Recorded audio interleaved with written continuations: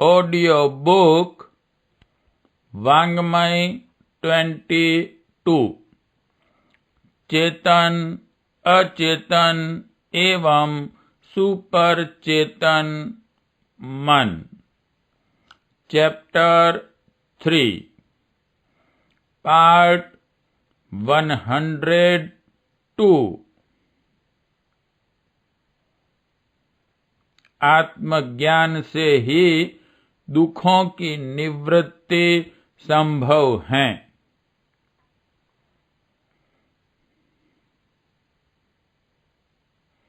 संसार को दूरदर्शी दार्शनिकों ने दुःखालय की संज्ञा दी है। इस संज्ञा का आधार यही है कि मनुष्य संसार में जन्म लेकर सदा ही किसी न किसी प्रकार के दैविक अथवा मानसिक दुखों से घिरा रहता है।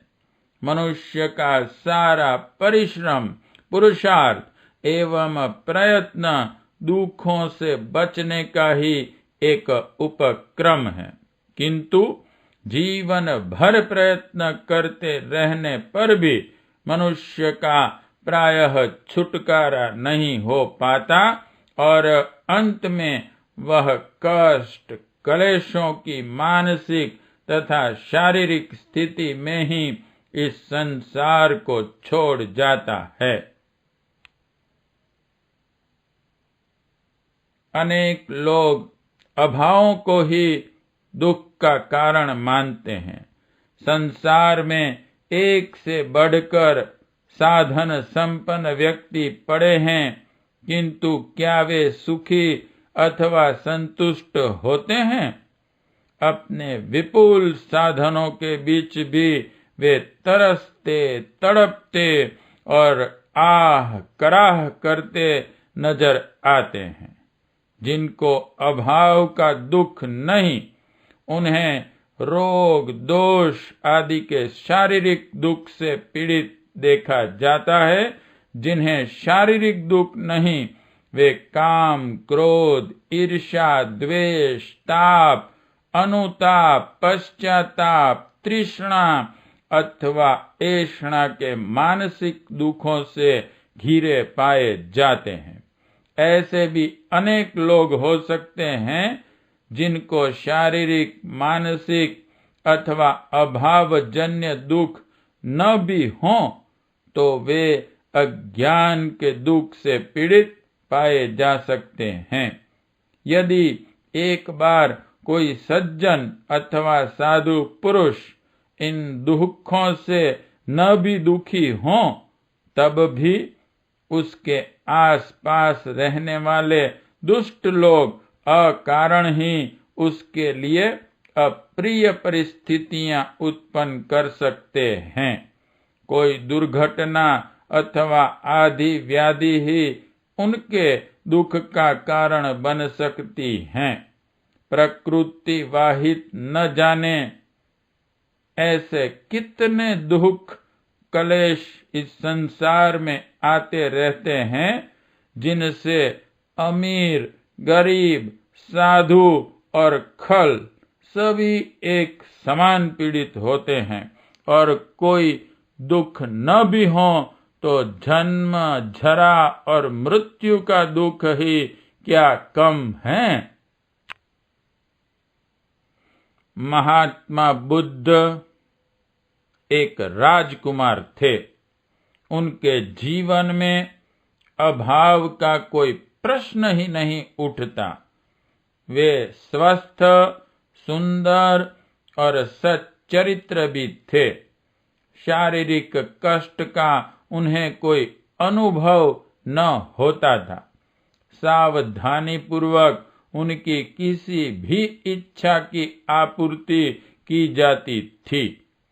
हर प्रकार से, हर दशा में उन्हें पूर्ण प्रसन्न एवं संतुष्ट रखने का सफल प्रयत्न किया जाता था।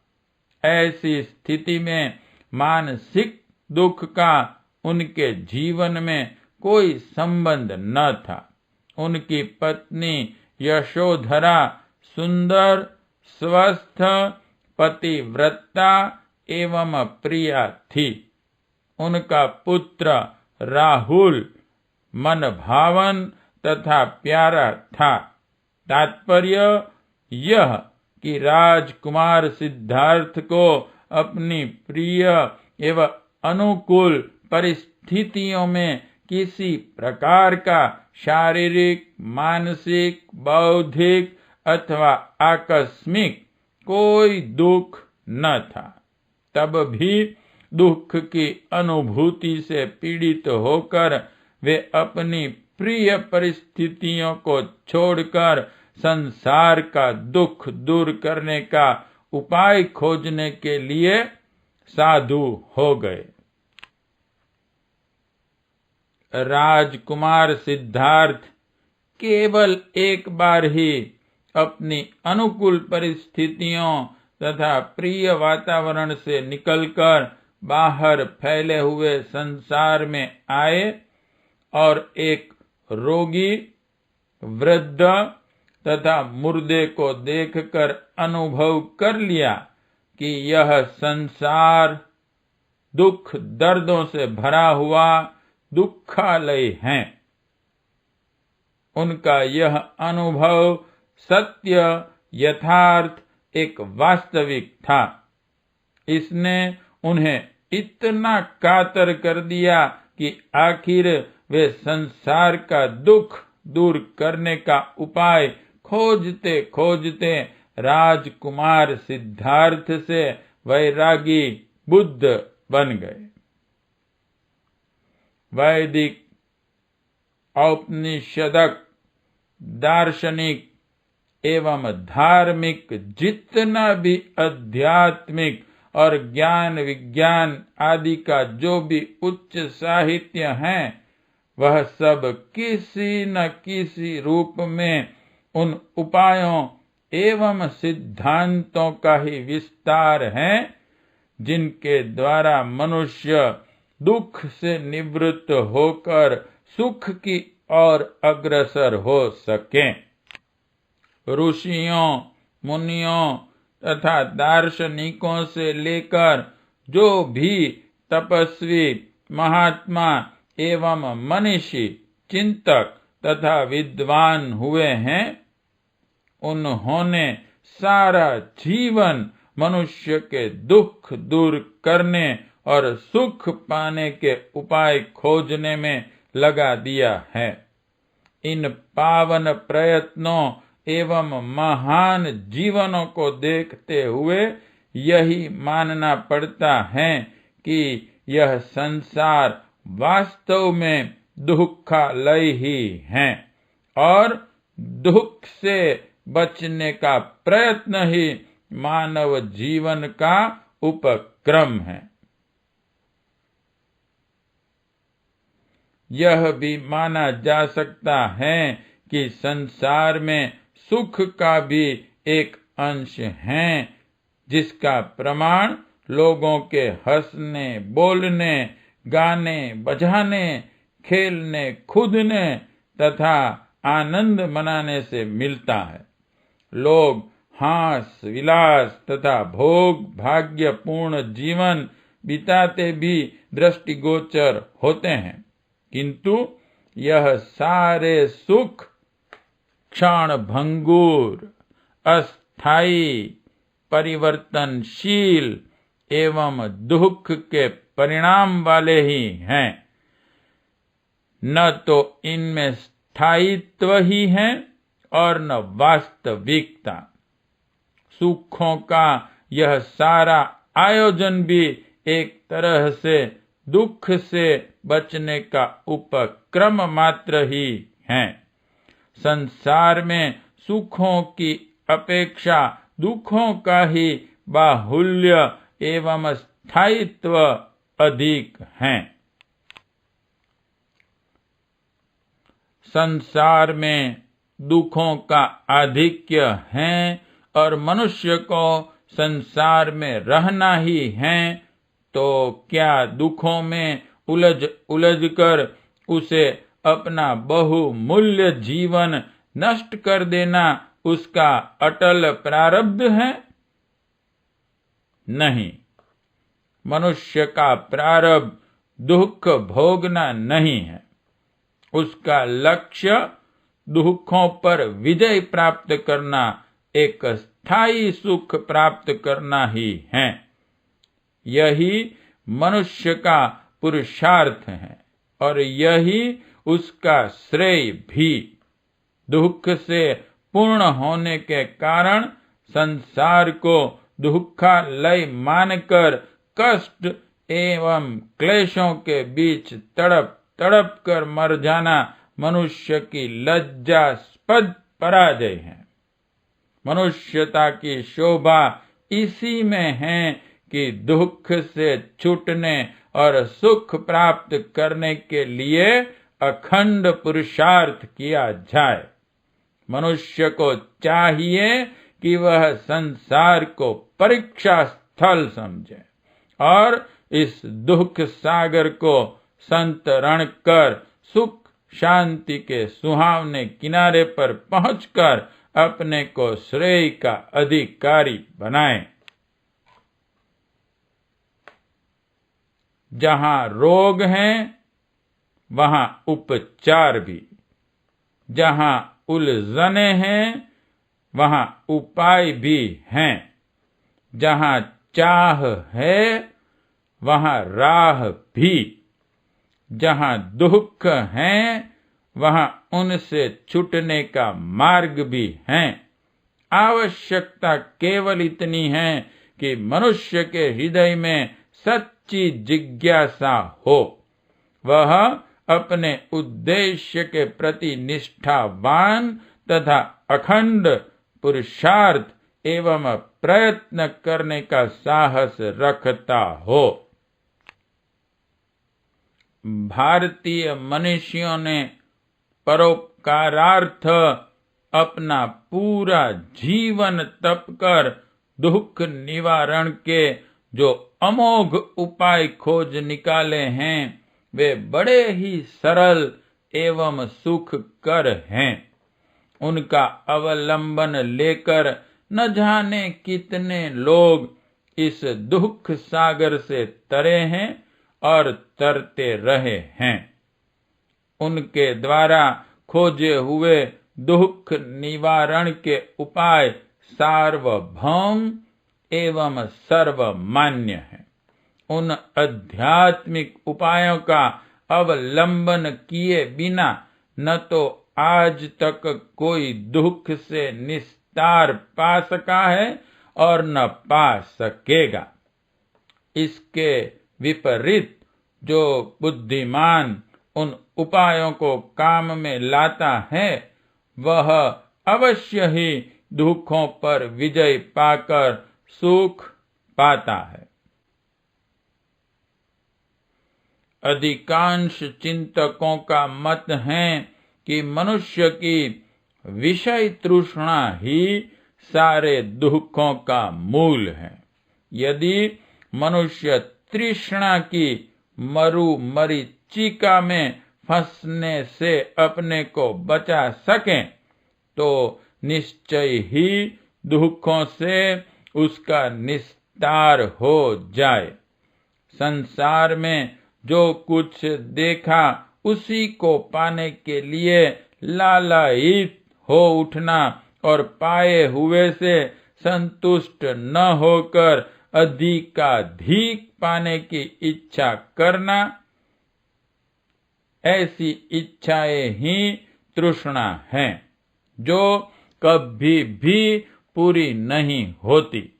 पाए हुए में संतुष्ट रहकर यदि अधिकाधिक पाने की अनावश्यक पिपासा को छोड़ दिया जाए तो मनुष्य अवश्य ही अनेक शारीरिक, सामाजिक तथा मानसिक दुखों से बच सकता है। विषयों का अत्यधिक भोग और वस्तुओं में सुख की कल्पना दुख का एक विशेष हेतु है। यह एक अनुभूत सत्य है कि विषय भोगों की प्राप्ति अन्य दुख रूप में सामने आती है। मनुष्य भोगों को कितना ही क्यों न भोगे, तृप्ति नहीं हो सकती। शरीर शिथिल होकर नष्ट हो जाता है, किंतु भोगों की वासना ज्यों की त्यों बनी रहती है। विषयों का भोग करने में लवलीन मनुष्य समझता तो यह है कि वह विषयों का भोग कर रहा है, किंतु वास्तव में होता इसके विपरीत है। विषय भोगी को स्वयं ही भोग कर नष्ट कर देते हैं। विषय भोग की अतृप्त तृष्णा के रहते हुए मनुष्य दुख से मुक्त हो सके, यह संभव नहीं। भोगों को मर्यादा की सीमा तक भोग कर अतृप्त तृष्णा के रहते हुए मनुष्य दुख से मुक्त हो सके, यह संभव नहीं।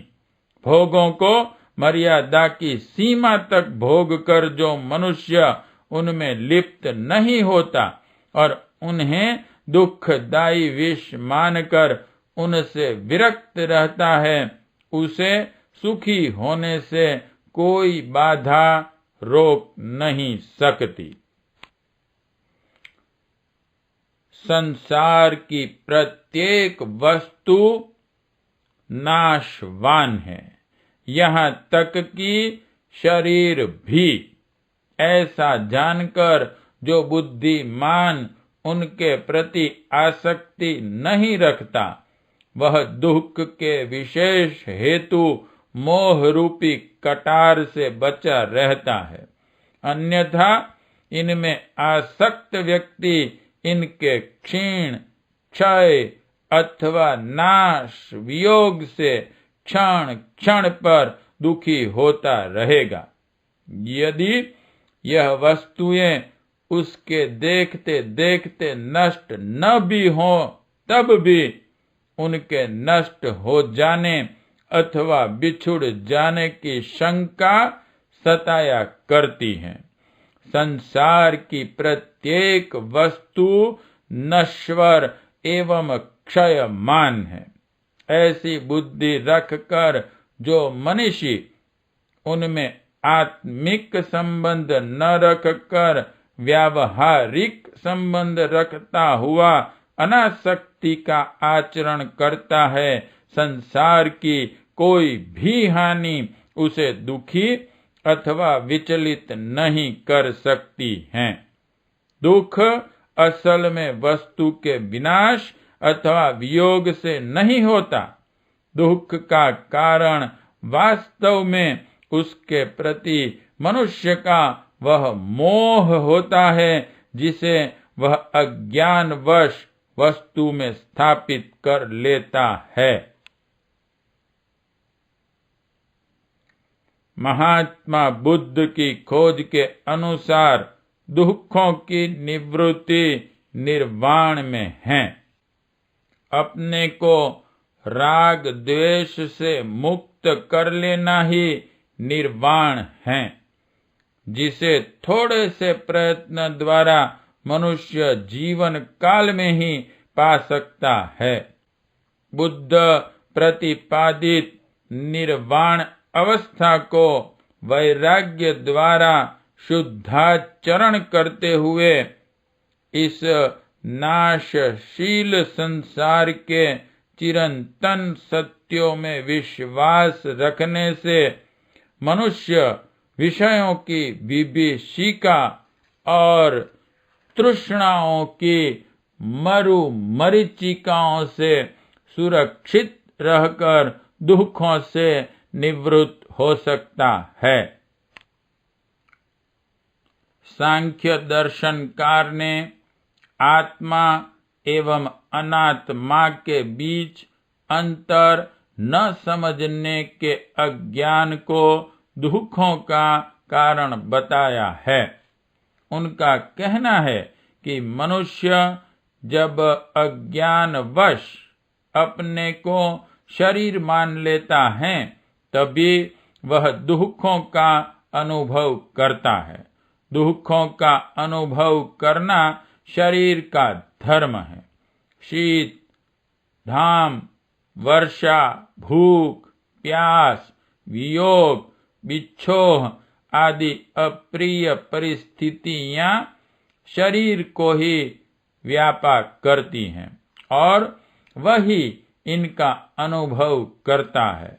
जब मनुष्य अपनी अनुभूतियों को शरीर तक सीमित कर लेता है अथवा अपने को शरीर मान लेता है तो स्वाभाविक ही है कि शरीर का कष्ट उसे अपना कष्ट अनुभव हो। मनुष्य वास्तव में शरीर नहीं है। वह अनादि अनंत चैतन्य एवं आनंद रूप आत्मा है। उसमें अज्ञान अथवा दुखानुभूतियों का कोई विकार नहीं है। वह निर्विकार एक रस चेतन तत्व है जिसको न तो शस्त्र काट सकता है, न पानी गीला कर सकता है, न हवा सुखा सकती है और न आग जला सकती है। वह अपनी ज्योति से स्वयं प्रकाशमान ऐसा शिव एवं शाश्वत दीपक हैं जिसको न तो विपरीतताएं प्रभावित कर सकती हैं और न काल बुझा सकता है। आत्मा शरीर, मन, इंद्रियों तथा बुद्धि से भिन्न अविनाशी तत्व हैं जो कि सदा सर्वदा स्वयं संतुष्ट एवं आनंदित रहता है। उसे सुख के लिए न तो किसी वस्तु की अपेक्षा है और न किसी भोग की आवश्यकता। वह स्वयं ही आनंद स्वरूप एवं शाश्वत हैं। मनुष्य ही अविचल एवं अविनाशी आत्मा है, शरीर नहीं। अब तो व्यक्ति अज्ञानवश अपने इस परम पद आत्मा से भिन्न होकर शरीर को निम्न पद पर उतार लाएगा, वह उसकी विकृतियों से त्रस्त होगा ही। मनुष्य अपने को अविकल आत्मा समझे, अपने सत्य स्वरूप में विश्वास करें और शरीर को नश्वर संसार का एक अंश मानकर उसकी विकल्पनाओं को अप्रभावित रहकर दर्शन के रूप में देखें तो निश्चय ही वह दुख के बंधनों से मुक्त होकर सुख का अधिकारी बन सकता है। वेदांत दर्शन के व्याख्याकार जगत गुरु शंकर ने दुखों के निवारण का उपाय मोक्ष बतलाया है। मोक्ष की परिभाषा करते हुए उन्होंने स्पष्ट किया है कि इस सत्य ज्ञान की स्थायी अनुभूति ही मोक्षावस्था है कि आत्मा देश से परे, शरीर तथा मन बुद्धि से विलग, स्वभावतः मुक्त, नित्य एवं अविकल्पी हैं। ऐसी अनुभूति का साक्षात्कार कर लेने पर मनुष्य का शरीर अथवा मन के विकारों में प्रभावित होना समाप्त हो जाता है। एक अज्ञात समय से निरंतर शरीर एवं संसार के संसर्ग में रहते रहते मनुष्य अपने सत्य स्वरूप आत्मा को ही नहीं भूल गया, बल्कि जगत के परम कारण परमात्मा को भी भूल गया है। संसर्गजन्य अविद्या के कारण वह परमात्मा के स्थान पर उसकी माया इस संसार को ही सत्य समझ बैठा है, जहां दुख के सिवाय उसे कुछ भी हाथ नहीं लगता। इस प्रकार यदि मनुष्य अपने सत्य स्वरूप आत्मा में आस्था रखकर संसार में परिव्याप्त कारणभूत परमात्मा को देखें और उसके दिए हुए पदार्थों, विषयों तथा भोगों को मर्यादा पूर्वक भोगते हुए भी उनसे अप्रभावित रहने के अभ्यास के साथ जीवन यापन करें तो निश्चय ही उसके सारे बंधन कट जाएं और वह अपने जीवन काल में ही मुक्ति, मोक्ष एवं निर्वाण की चिदानंद स्थिति को पा सकता है। पाठ 102 समाप्त।